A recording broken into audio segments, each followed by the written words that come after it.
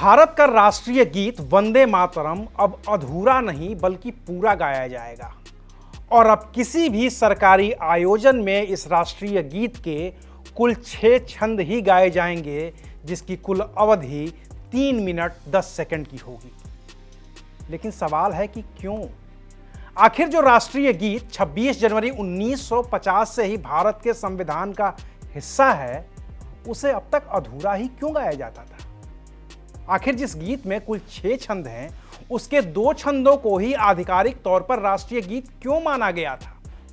आखिर संविधान सभा में वो कौन सी बहस थी जिसने बंकिम चंद्र चटर्जी के आनंद मठ से निकले इस गीत के शुरुआती 2 छंदों को ही भारत के राष्ट्रीय गीत के रूप में मान्यता दी थी? और सबसे जरूरी सवाल कि क्या इस गीत के जो 4 छंद अभी सरकार ने राष्ट्रीय गीत के तौर पर अंगीकृत किए हैं, उसको रोकने के जिम्मेदार नेहरू थे? आखिर क्या है वंदे मातरम के उन 4 छंदों में जिन्हें संविधान लागू होने के 77 साल बाद शामिल किया गया है? और अब क्यों सरकार के इस फैसले पर एक नई बहस शुरू हो गई है, जिसके तार बंगाल के विधानसभा चुनाव से भी जुड़ने लगे हैं? आज क्लियर कट बात होगी इन्हीं मुद्दों पर। नमस्कार, मैं हूं अविनाश और आप देख रहे हैं एबीपी लाइव।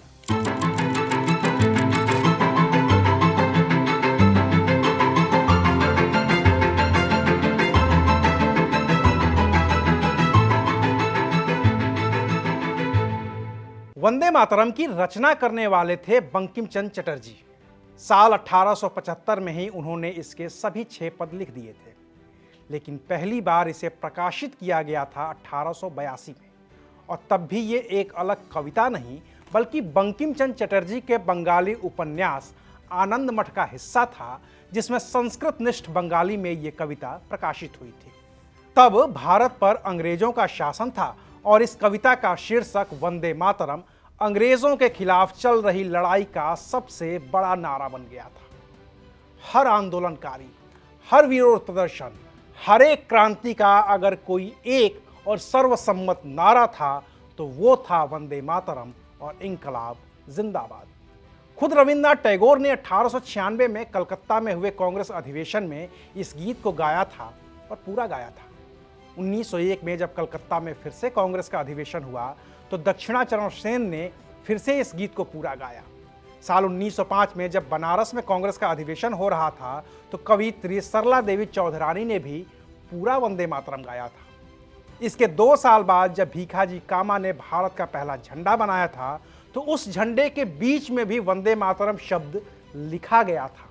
और इस तरह से वंदे मातरम हर हिंदुस्तानी की जुबान पर रच बस गया था। फिर साल आया 1937, कांग्रेस का अधिवेशन हो रहा था। वंदे मातरम को लेकर तब ऑल इंडिया मुस्लिम लीग और मोहम्मद अली जिन्ना ने अपनी आपत्तियां दर्ज करवा दी और कहा था कि इसे राष्ट्रीय गीत नहीं होना चाहिए।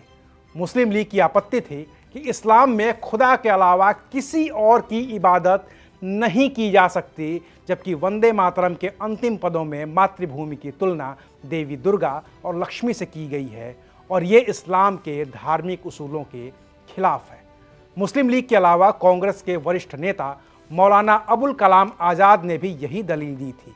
जबकि कांग्रेस के ही एक और कद्दावर नेता पुरुषोत्तम दास टंडन का तर्क था, वंदे मातरम गीत को गाते हुए हजारों क्रांतिकारियों ने फांसी के फंदे को चूमा था, लिहाजा इसे हटाना उन शहीदों के अपमान जैसा होगा।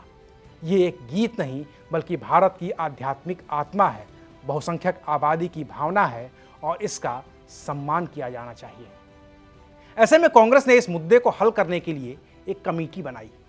इस कमेटी में मौलाना अबुल कलाम आज़ाद, पंडित जवाहरलाल नेहरू, सुभाष चंद्र बोस, आचार्य नरेंद्र देव और खुद रविन्द्रनाथ टैगोर मौजूद थे, जिनका लिखा जनगण मन तब तक प्रकाशित हो चुका था और वो भी उनकी लंबी बंगाली कविता भारत भाग्य विधाता का एक अंश ही था।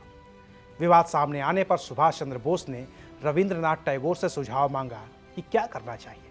रविन्द्रनाथ टैगोर ने कहा, वंदे मातरम का मूल देवी दुर्गा की आराधना है, ये बिल्कुल ही स्पष्ट है और इसमें कोई भी संदेह नहीं है। बेशक बंकिम चंद्र अंत में दुर्गा को बंगाल के साथ अटूट रूप से जुड़ा हुआ दिखाते हैं, लेकिन किसी भी मुसलमान से यह अपेक्षा नहीं की जा सकती कि वह देशभक्ति के नाम पर 10 हाथों वाली देवी की पूजा अपने देश के तौर पर करे। उपन्यास आनंद मठ साहित्य की एक कृति है और इसलिए यह गीत उसमें उपयुक्त है, लेकिन संसद सभी धार्मिक समूहों के मिलन का स्थान है और वहां यह गीत उपयुक्त नहीं हो सकता। फिर महात्मा गांधी से भी सुझाव मांगा गया तो उनकी भी राय कमोबेश ऐसी ही थी। तब नेहरू से भी राय मांगी गई और उन्होंने भी रविंद्रनाथ टैगोर के उठाए सवालों का ही समर्थन किया और कहा, वंदे मातरम के शुरुआती 2 पद देशभक्ति से ओतप्रोत हैं और स्वतंत्रता संग्राम का प्रतीक बन चुके हैं। अंतिम पदों में धार्मिक रूपक अधिक हैं जो एक धर्मनिरपेक्ष देश के आधिकारिक प्रतीक के लिए शायद उपयुक्त न हो। ऐसे में तय हुआ कि वंदे मातरम कविता के शुरुआती 2 पद, जिसमें कोई धार्मिक चरित्र नहीं है, उसे भारत के राष्ट्रीय गीत के तौर पर स्वीकार किया जाएगा और यही हुआ भी। 1937 में ही वंदे मातरम के शुरुआती 2 पद भारत के आधिकारिक राष्ट्रीय गीत के तौर पर स्वीकृत किए गए और बाकी के 4 पदों को राष्ट्रीय गीत से हटा दिया गया।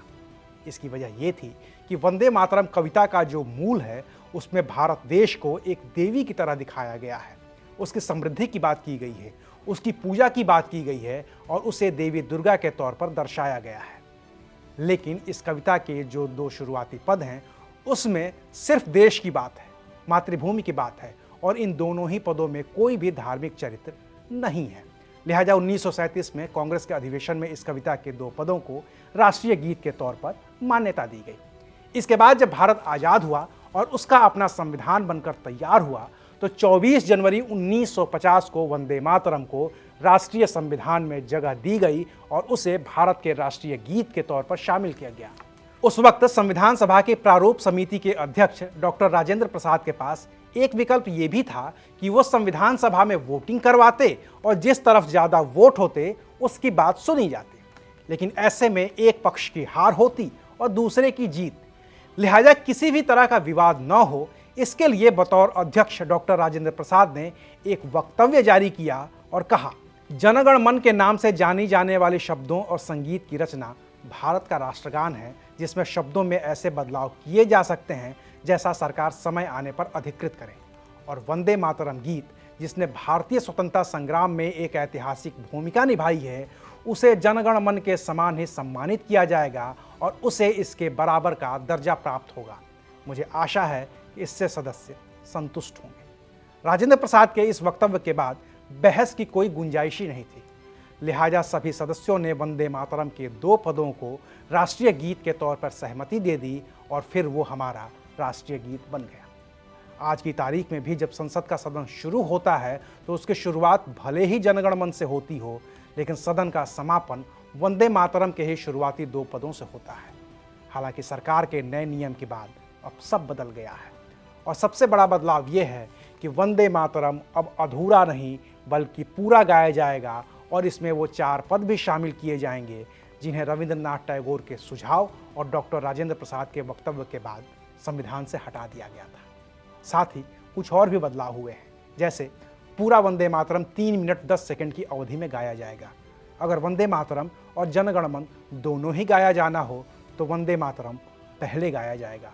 केंद्रीय गृह मंत्रालय के निर्देश के अनुसार तिरंगा फहराने के अवसरों, राष्ट्रपति के आगमन से जुड़े कार्यक्रमों और अन्य औपचारिक आयोजनों में पूरा वंदे मातरम गाया जाना जरूरी होगा। आकाशवाणी और दूरदर्शन पर राष्ट्रपति राष्ट्र के नाम संबोधन देंगे तब भी पहले और बाद में राष्ट्रगीत पूरा बजाना अनिवार्य होगा। वंदे मातरम गाए जाने के दौरान सभी श्रोता सावधान मुद्रा में खड़े रहेंगे। अगर किसी समाचार, फिल्म या डॉक्यूमेंट्री में राष्ट्रगीत फिल्म के हिस्से के रूप में बजता है तो दर्शकों से खड़े होने की अपेक्षा नहीं की जाएगी। अब ये नए बदलाव लागू हुए हैं तो जाहिर है कि वो पुरानी बहस फिर से शुरू होगी, जिसके जरिए एक तबके को इस पूरे वंदे मातरम पर आपत्ति होगी। इसके जरिए नए विवाद खड़े करने की भी कोशिश होगी और आज न तो मौलाना अबुल कलाम आज़ाद हैं कि वो अपनी बात कह के विवाद को ख़त्म करें और न ही डॉक्टर राजेंद्र प्रसाद, जो एक वक्तव्य के जरिए पूरे विवाद को शुरू होने से पहले ही ख़त्म कर दें, क्योंकि अब बात राष्ट्रीय गीत को संविधान में शामिल करने की नहीं है, बल्कि अब बात विधानसभा चुनाव की भी है, जो इस वंदे मातरम के परिप्रेक्ष्य में बंगाल के लिए ज़रूरी हो जाता है। शुक्रिया, आप देख रहे थे ABP लाइव।